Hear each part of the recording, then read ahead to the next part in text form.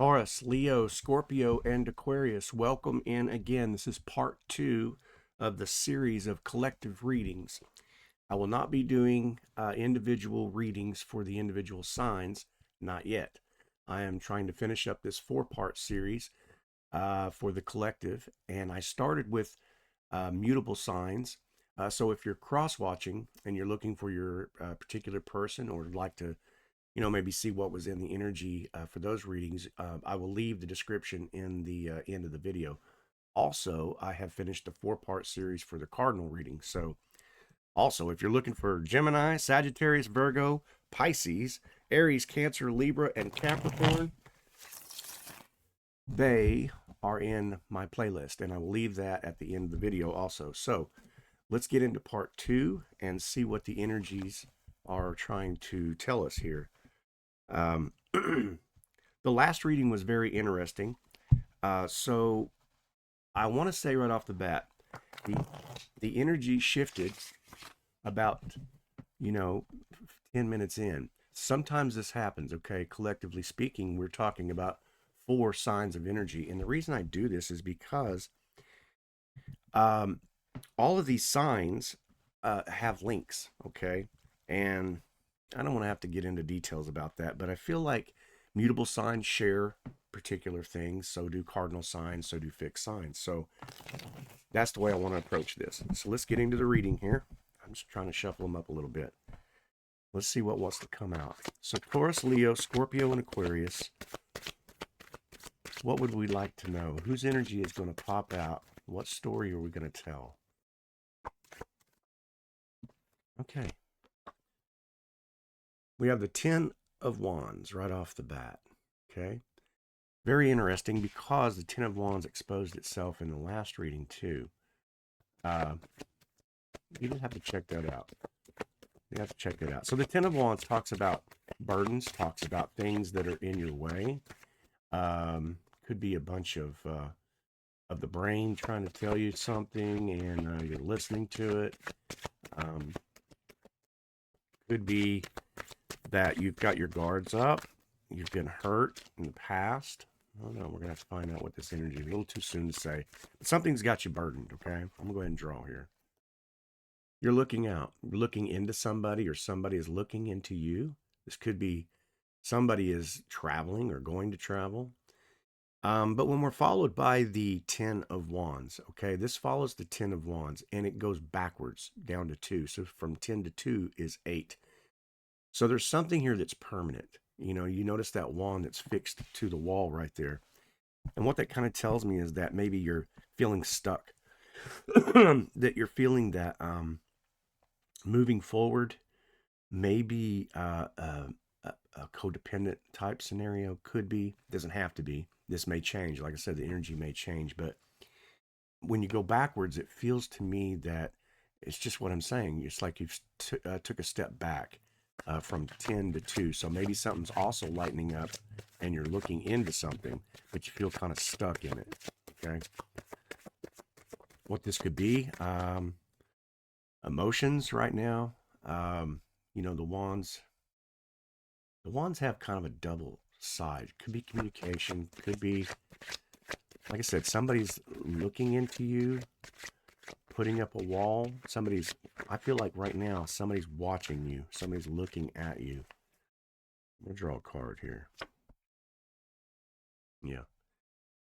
4 of Wands. So we're staying in the Wands here. So what gives here? Fire. What gives? I just have to pause for just a second when I'm seeing all 3 wands. So here's the kicker. In the Kabbalah, we talk about the first position, second position, third position, and the fourth, okay? First position is the masculine position. This would be what's dominating. This is the dominant energy. Somebody's got their walls up. Somebody's protecting themselves from something, okay? The second position is passive, okay? More feminine position. It doesn't have to be male or female in this position, but it's just talking about more of a passive position. So in this passive position, I feel like you are looking into something. Somebody's got their wall up or whatever it is, or you're trying to get something across to somebody because you're trying to communicate into a contract, into a union, into some kind of, this doesn't have to be marriage, doesn't have to be anything like that, but because all three wands shows up, I'm saying this may exclude a type of a marriage type thing. Doesn't have to. This energy could shift. But you're trying to come into union with something, and it feels like you just can't get your point across. No, there's something stubborn. Maybe you've sent a text and you haven't got a message. Maybe you've tried to call, somebody's ghosting you. You know, that type of scenario could be. Doesn't have to be, but could be. But there feels like there's a real persistent energy and a stubbornness for me right now. So who the hell is being stubborn? Taurus, Leo, Scorpio, Aquarius. Where are we going with this reading? Okay, I got two cards wanting to come out. Okay. We have the moon card. We could be talking about Pisces. Don't have to be. Water signs, other signs, Cancer, you know. Cancer. Yeah, other water signs. So, but the moon card represents the unknown, right? See the two towers there. What's behind it? Is it good? Is it bad? We don't know. There's a road leading to it, a path leading to it. So the path could be illuminating. The moon illuminates, you know, in the nighttime, the shadows. It illuminates that which is dark. Okay. The little, you can't really see it, but the little crustacean down there trying to come out of the water. The other cards really show him pretty good, but this one kind of gets it covered up. But it illuminates, okay? And it talks about, you know, kind of a spiritual enlightening, also enlightenment, but it also talks about revealing the dark things within us, or illuminating the shadow work or the shadow self. So in this position, with followed by the Four of Wands, and all three of these coming up,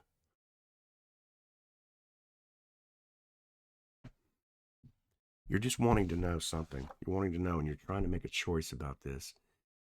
And we got the Seven of Cups show up, okay? The little Aquarian head up there, the serpent, you know, the dragon, you can't really see all of these, but each one represents choices, okay? Lots of choices. You know, do I call? Do I not call? Do I give the gift to this person? Do I not give the gift? With the moon, Seven of Cups, illuminating those choices. Perhaps you're wondering, if you make an offering to a person of marriage, the energy kind of just, with all these choices, perhaps you're looking into the fact that maybe this person, you see that they're burdened with something. You see that they're really heavy in their head or heavy in their heart space, and they're not quite giving it up the way they should for a union. And those things are being illuminated in you, or those things, or you're hopeful that they're illuminated in someone else. Taurus, Leo, Scorpio, and Aquarius. What is it that we're trying to get at here? What needs to be illuminated with the Seven of Cups? Okay, once again, we have the warrior spirit, the Seven of Wands. When the Seven of Wands appears, you've had many battles, and you've protected yourself. It makes total sense, you know, right? With the Ten of Wands and now the Seven of Wands going backwards. So it's like the walls are coming down, but you still feel very guarded. What is it that you're so guarded about? Sometimes I get frustrated at these readings. It's like I'm talking to somebody and I'm going, just spit it out, right? Just tell me what you want. Hell, sometimes we don't know what we want, right? That's why the moon card shows up, right? The moon card says, I'm going to expose that which you cannot. And whether we like it or not, the moon has control over lots of aspects of our life, especially in the feminine position, 28-day cycles. And don't think for one instant that males don't go through their own scenario of 28 days. We have our own issues, right? But sometimes we have a hard time expressing, and I feel like that's what this is with these wands. There's just a lack of expression, and they're showing up. But it feels like it's going backwards, up and down, up and down. So this could be a continuing thing that you've been dealing with. What are we trying to know here? Somebody's trying to speak, and they're maybe not the maybe a little emotionally closed off.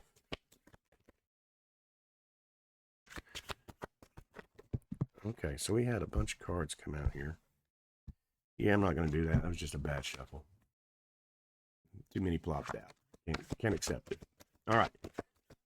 I apologize for this going slow, but you know what I mean? This is how it is sometimes, right? We read the cards to try to understand what energies are taking place.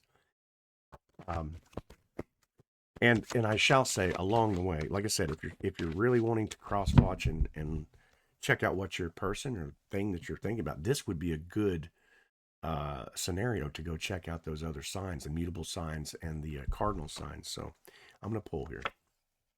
Okay. An ending of a cycle, the ending of something. Okay. With the death card showing, we have the bishop staring up at the white horse, symbolizing a pureness, a spiritual pureness. Okay. The white rose on the flag, also representing that, that a spiritual death, in other words. So the bishop knows that when he looks up there that that death comes to all things, you know. And maybe this is an ending of a relationship. You're wondering, do I put an end to this, or do I continue to fight for it? Okay. That's kind of where it's leading, maybe. You know, the death card's a good card. It's not a physical death or dying a physical death. It could represent that, but I'm not getting that in this case. But even so, it really feels like somebody's just having a hard time with a relationship. Now I got 3 cards here. Yeah, something feels tricky here. Very tricky. We have the 5 of Swords again. Came out in another couple readings. But the 5 of Swords talks about, or comes out really when there is this struggle of ideas, struggle of ego, and it feels like there is a, you know, I gotta call it quits, and this is going to hurt people. So what's the cost? You know what I mean? It feels like a vendetta. It feels when at what cost?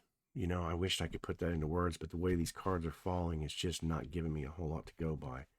And maybe the reason is because there's another offering here, right? We got the Knight of Cups.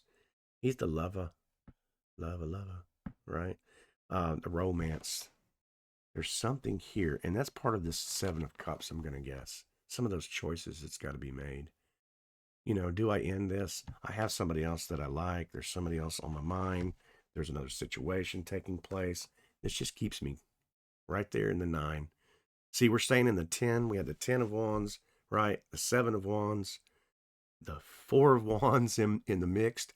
So when you're looking at the 10 and then this union here, right, it kind of lets me know that there's something taking place in a relationship. This could be a marriage. This could be, you know, any kind of relationship. I'm not really getting a, you know, money situation or wealth. We haven't had any pentacles come out, but it's really, really got you wondering, right, what to do. The 4 of Swords came out. Laying upon the 4 of Swords. I'm going to guess this 4 of Swords is talking about this. Okay. You've had an offering and you're wondering whether or not to accept it. I believe that this is where this reading's going. So fixed signs, Taurus, Leo, Scorpio, and Aquarius. If this is for you, hang with me. What I want to do here is I've got the energy of the first one. Okay. These first cards. I'm going to go ahead and put these back in the deck and shuffle real quick. If you'll just hang on with me, I want to shuffle them because I want to see if we're going to shift energy, or if we're going to continue on with this, where this is going. Okay. So interesting how that happens sometimes. Like I said, the last reading, the reading started kind of slow, and it shifted. There was a couple of scenarios taking place. But sometimes when that happens at the very end, it kind of starts to make sense. All that gets pulled together. You know, I could do a reading where I say past, present, future, but I don't think the cards know that scenario. Not for me anyway. I can't seem to really jive with reading the cards that way. So I shuffled these just a couple of times here, and we'll see what comes out here. Sorry for this being kind of slow, but sometimes that's just the way it is. You know, we're working on about 15 minutes, and if you hung with me this long, shit, it's going to be worth it. It's got to be, right? Taurus, Leo, Scorpio, and Aquarius. Is this a new love offering? Are we going to end the other one? Right? Queen of Pentacles. Okay? Queen of Pentacles. She's got it together. Right? Earth sign. Nurturing. The aspect of stability. She's like the queen, or like the king as well, in the feminine position. And it did fall out in the masculine position. So we could be talking about a masculine in the feminine position who is making an offering. Okay. We did see that cups come out like that tonight. I'm wondering. I got my kitty cat trying to get in the door here. So, jeez. Where are we going with this? What do we need to know here? Hermit. A hermit shows up. Okay. Now, the hermit could be talking about, you know, Virgo energy here. He could be dealing with somebody who's got Virgo. But the hermit is shining the light on the Queen of Pentacles. Shining a light on her foundations, maybe getting back to her earth groundedness, to her health, wealth, stability, focusing on that. This could be saying, hey, focus on this Queen of Pentacles. It could be giving you a hint to say, yeah, focus on that. If that Knight of Cups was the, you know, one you were looking at, focus in on that. But internal work, internal side, internal thoughts. And a death to that situation. Ten of Swords is what it is, right? I'm not really getting a got stabbed in the back, you know, scenario. I'm saying this is over. This, whatever this was, this relationship, it's over. End it. And I say that because the Hermit's turned its back on the Ten of Swords and facing the Queen of Pentacles. So whoever this is for, I think you're getting suggestions to move towards this. It could be for your enlightenment. It could be a relationship that's going to change your mind, change your life, change your financial outcome. With the Pentacle, you know what I mean? Could be. Once again, the Two of Wands. So you're looking into this, and whoever you're associated with is probably looking into this as well. We need to see that Lover's card. We need more. I'm going to give you more. We are 18 minutes in. I'm going to give you more. I can't not find out what's going on with this. It's just bugging me. I feel like there needs to be more expression in your heart space, though. Very quiet. That reading was very quiet, which tells me that somebody's just not really able, and maybe that's part of the Hermit, to introspect. You need more communication. You need, you know, with the Two of Wands, it could be somebody, like I said, thinking about texting you, or you just haven't gotten enough information, or you're the one that's not giving enough information. But which one are you? Are you the one that's, you know, the stubborn one? Surely not. I do know some Taurus that are pretty stubborn, but okay, check it out. Page of Pentacles. That offering is definitely there, and it's a new offering. It feels new. It feels good. It feels warm, fuzzy. Okay. The page is offering either this communication, or it's about to come in, you know, that I was talking about with the Two of Wands. Some kind of information's coming in. I'm going to go ahead and follow it up with the Strength card, right? This could be Leo. Leo, you're associated with the Strength, compassion, right? You know, she leads with, not with brute force, not with, you know, she's placing her hand by the lion's mouth, for crying out loud. It'd take a real character. So the Strength could be that this person gives you strength. This person fills you up, makes you feel all warm and fuzzy. It's over with.